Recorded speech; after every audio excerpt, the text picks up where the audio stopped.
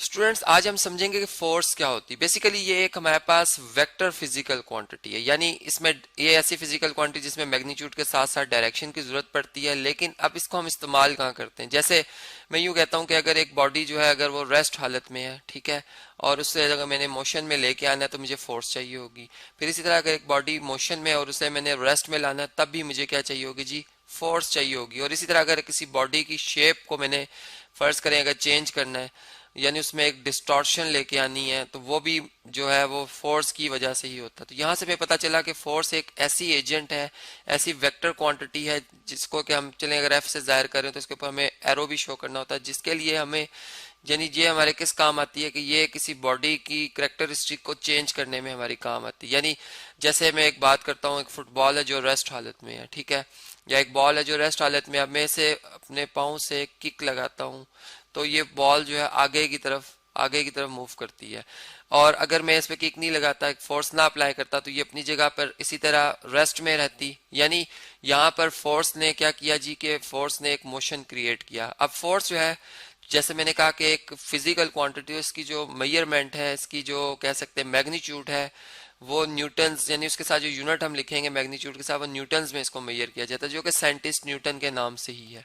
फिर इसी तरह अगर एक बॉल फर्ज करें मूव होता हुआ हमारी तरफ आ रहा है और हमने इसको रोकना है, तो हम अपने हाथ से या अपने पाँव से ही एक फुटबॉल को, जैसे चले मैं बात करता हूँ, तो हम इसे स्टॉप कर लेंगे। यानी तब भी हमें एक फोर्स लगानी पड़ेगी और ये बॉल जो है वापस रुक जाएगा। अदरवाइज अगर हम फोर्स नहीं लगाएंगे तो ये बॉल नहीं रुकेगा। फिर इसी तरह से अगर डिस्टॉर्शन की मैं बात करूं तो मैं एक टिन ले लेता हूं जी। एक आपने देखा होगा, एक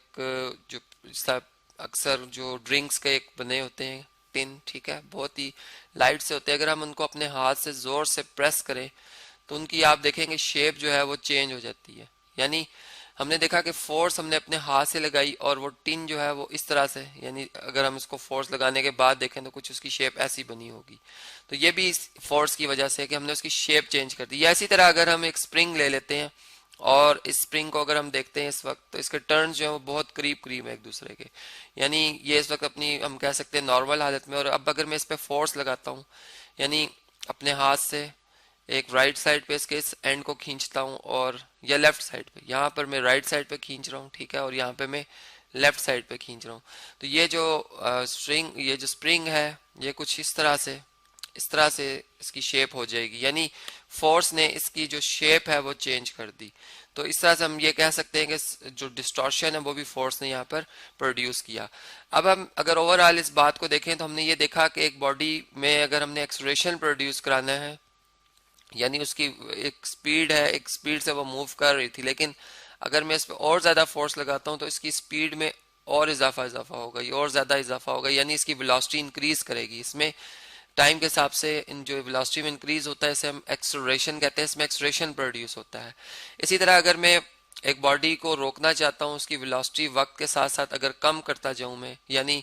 ब्रेक सप्लाई जैसे हम करते हैं, ब्रेक क्या करते हैं, ब्रेक शूज रिम के साथ अटैच हो जाते हैं जिससे गाड़ी स्लो स्लो स्लो होना शुरू हो जाती है। तो फिर क्या होता है कि एक वक्त आता है कि इसकी फाइनल वेलोसिटी जो है गाड़ी की वो 0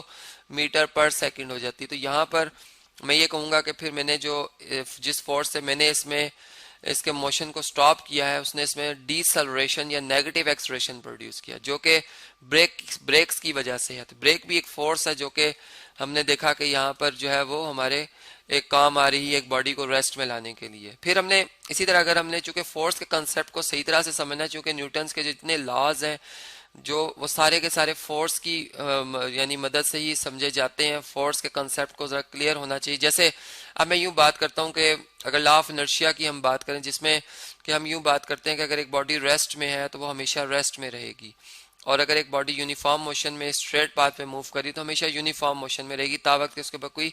फोर्स अप्लाई ना हो। अब फोर्स हमें पता चल गया है। अब मैं यूं बात करता हूं कि अगर मैं ये इधर एक बॉडी को रेस्ट हालत में देख रहा हूं, एक वो अपनी पोजीशन चेंज नहीं कर रही, तो इसका मतलब ये है कि उसके ऊपर जो एक नेट फोर्स लग रही है जो कि उसका वेट है, जो कि इसके मैस की वजह से, यानी ये वो फोर्स है जो कि ये ऑब्जेक्ट जमीन पे लगा रही है, जो कि जमीन की ये हमें पता है ग्रेविटी की वजह से है, जिसे हम वेट कहते हैं, ये डाउनवर्ड अटैक करता है, ये भी एक फोर्स है। अब देखिए यहाँ पर डायरेक्शन मैंने बताई है कि डाउनवर्ड, जिसा मैंने शुरू में कहा था कि एक वेक्टर क्वांटिटी है, तो इसमें डायरेक्शन बहुत इंपॉर्टेंट होती है, और अगर हम डायरेक्शन ना बताएं तो फिर हमारी बात अधूरी है। इसी तरह अब अगर मैं यूं बात करूं कि यही जो फोर्स जमीन भी चूंकि रिएक्शन पे उतनी ही फोर्स लगा रही है,